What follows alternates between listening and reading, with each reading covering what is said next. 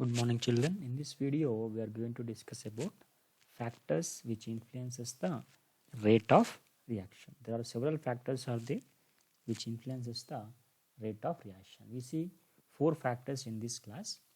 The first one is the nature of reactants. Second one is the concentration of reactants. Third one is the temperature, and the fourth one is the catalyst here. So let me take the first one, nature of reactant. Let me take this one. Now when you observe here, nature of reactant, the rate of reaction is very fast if the reaction is ionic reaction. That means if the reactants are what? Ionic nature. Whenever the reactants are having ionic nature, the rate of reaction is very fast. We'll take an example here to explain this one. See, AgNO3 and NaCl both are what actually ionic compounds.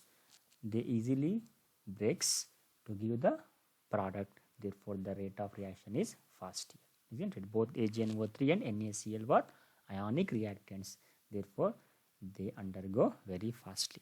Now, when you observe this ethyl acetate and water, these two are actually what? Covalent in nature, isn't it? They are what? Covalent in nature. Therefore, the reaction takes place more time. To break the covalent bonds, it need more energy. Therefore, the rate of reaction is slow, isn't it? So, this is about the nature of reactant. Very simple. Ionic reactions are faster. Covalent reactions are what? Generally, reactants are slow. Next, we will see the concentration. How the rate of reaction depends upon the concentration.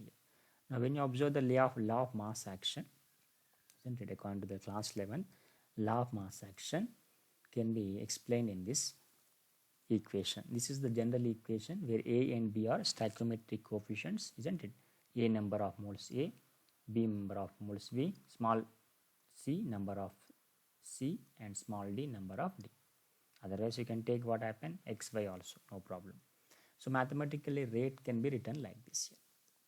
Okay, mathematically, the rate can be written like this here, isn't it?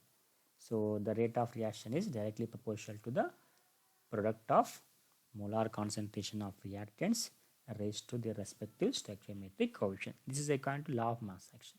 Here, product means what? Multiplication, not that product we obtain in this. This is a multiplication, isn't it? Product means what? Multiplication. Okay. Now, rate is equal to multiplication of concentration terms of reactants and whatever the stoichiometric coefficients are taken as power like this. So, this is called what? Rate like according to law of mass action. Generally, it is theoretically we are saying. Theoretically, how many number of moles you are having, that we are considering here. If you have 1 mole, you are writing here 1. If you have 3 moles, you are writing here 3 like that. Okay. But the law of mass action is theoretical concept, does not work full practically. So we need some experimental. So in that case, what we are taking, the actual rate of reaction depends upon not theoretical, depends upon experimental condition, isn't it?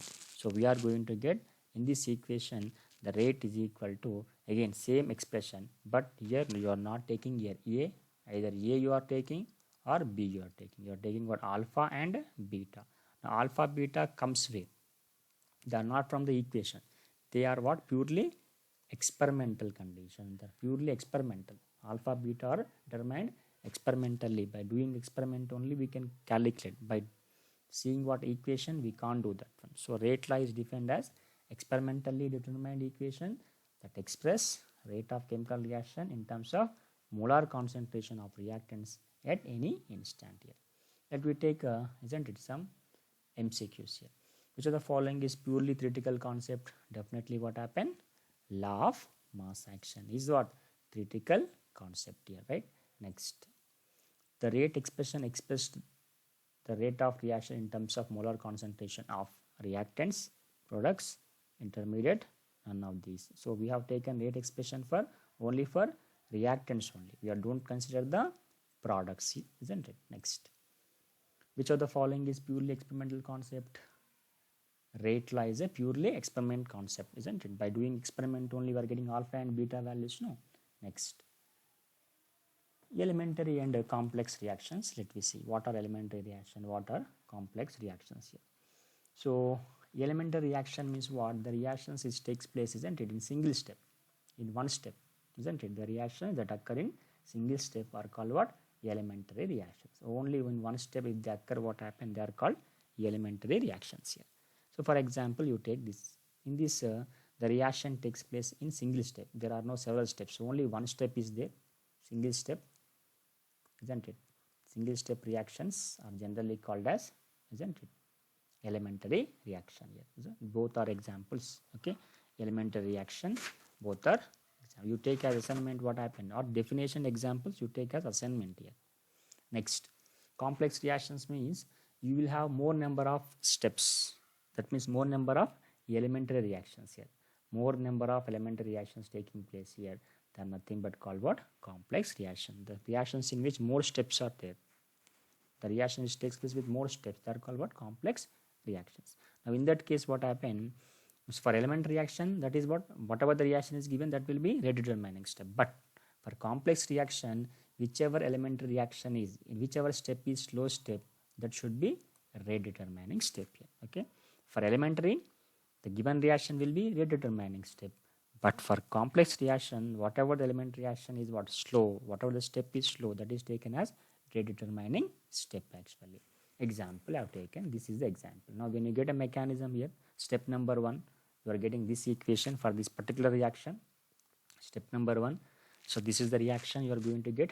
Here only 1 mole is involving here. When you take complex reaction, 2 moles. But here in the step number here, only 1 mole is involved. Right? Now here, step number 2, if you observe here, this H2O2 further reacting with second mole here. Okay. Now H2O2 and H2O2 will cancel here, and the overall reaction we are going to get here, this reaction. Now in the case of this one, slow reaction is this one. Now this will be the RDS step. So for writing the rate law, you need to consider these reactants here. For writing the rate law, we need to consider these reactants. Let me see that one here. Rate determining step is what? 2 moles of NO and 1 mole of hydrogen. Now rate equal to what here? Concentration of NO. How many moles are there here? 2 moles. Take as a power as 2. How many moles are there? 1 mole. Take as power as 1 only. Take one more example here. So in this also mechanism you have taken. Step number 1, step number 2. Again, if you observe here what happened, slow. This is a slow reaction. This one is a slow reaction. So when you are writing the rate determining step, definitely rate is equal to what? You need to consider only this is the reactant we need to consider. So put here in this equation here. This is a fast reaction. This is never useful in the rate determining step here, right? Next, we'll take one more example here. Here actually chlorine get cancelled here, but this chlorine is now is called intermediate. This is nothing but we are calling intermediate, isn't it? Which is formed in the reaction and will be cancelled in the reaction also, right? So this is ClCl2 means what? Intermediate. This chlorine is what? ClCl. I can cancel that one, but anyhow you are going to get the Cl2 there actually, isn't it? Next, if you observe here,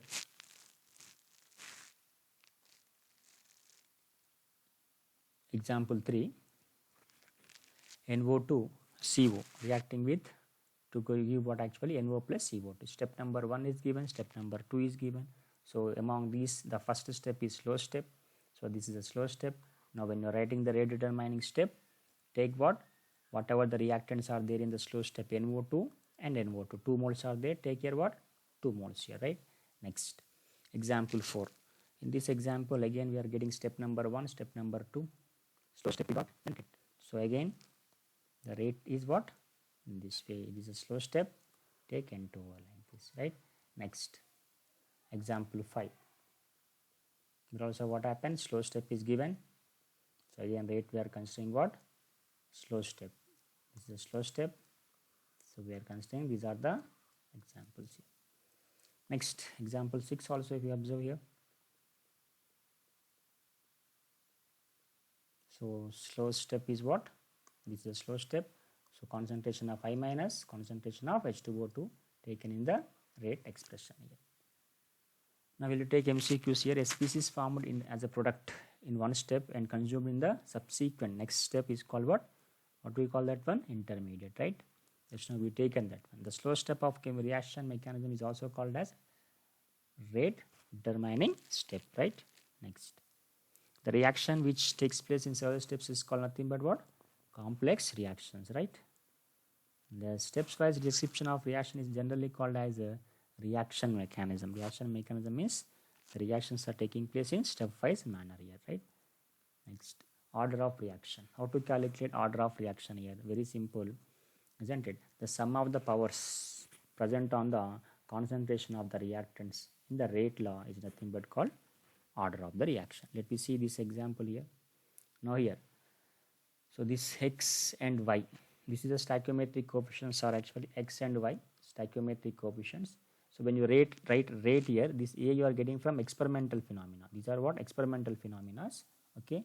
So here, now when you take A plus B is equal to what? N. N is nothing but called represented order of reaction. N for what? Order of reaction, isn't it? So rate constant K is nothing but a rate constant or velocity constant. Generally, when you remove this proportionality here, to remove this proportionality we keep a K, that is called what? Rate constant. So don't multiply here, don't add x plus y, okay, because they are what? Theoretical values, stoichiometric coefficients theoretically given. Now these are the experimental values we need to consider here, right? Next, we'll take one example here. Rate we got here. Now how many powers are there? One.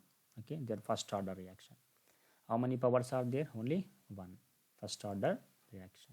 Next, generally first order reactions, if you observe an example, radioactive reactions, all radioactive disintegration reactions are comes under what? First order reactions here. Next, take one more example. So how many powers you are having? Second, therefore second order reaction. Here 1 as a power and here also 1 as a power. So definitely 1 plus 1 is equal to what? 1 plus 1 is equal to, you are going to get second order, right? Next, we'll take here what happened? 2 plus 1. 2 plus 1 is equal to what? Third order it is. Next here is only 1 is, actually this is the given 3 by 2. 3 by 2 means the order may be what? Fractional also. So order will be 3 by 2. Fractional order of reaction 3 by 2. How we got 3 by 2? I will make a video in which how we get order is equal to y order is fractional value is fractional, that I will explain by making another video. You just watch that video how order of reaction is fractional here. Next, we'll take one more example. Now here, how many powers are there? 1. This is 1 by 2. 1 plus 1 by 2, isn't it? So you are going to get this one will be 3 by 2. 3 by 2 is equal to what? 1.5. Order of reaction is 1.5 here, right? Next, COCl2. So these experimental values 3 by 2, how you are getting experimentally? 3 by 2 is equal to what? 1.5 here, isn't it? Next, in this case, when you observe here, order will be zero order reaction. How do you say it is a zero order reaction? Because even though if you take excess amount of reactants, the order of the rate of reaction is not changing. That means the rate of reaction does not influence concentration of reactant side. So even though if you increase the concentration of reactant, the rate of reaction is not increasing here, right? So rate of reaction depending upon catalyst here. So if you take catalyst, what happen? The reaction is what? Getting fast here. But catalyst is not a reactant, so you can't take reactant here as a platinum. You take generally what happen? We'll take iron also. Iron. So if you take iron, what happen?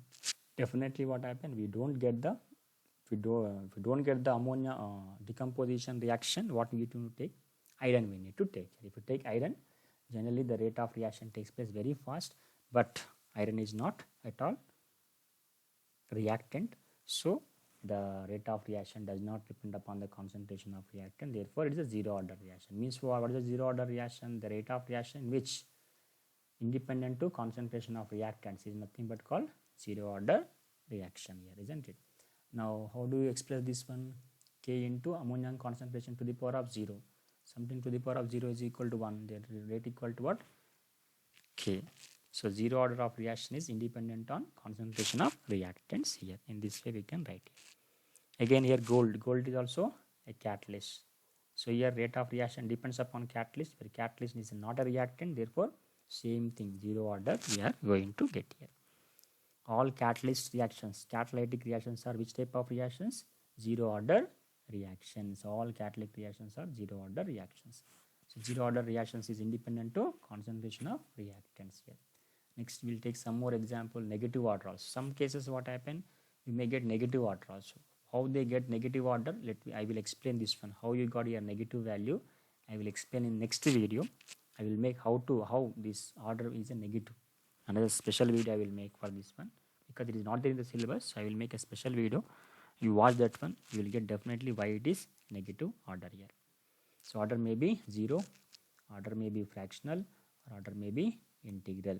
So rarely it is negative, not on all cases. Mostly it will be positive, otherwise what happens, 0, fractional, but rarely it will be negative.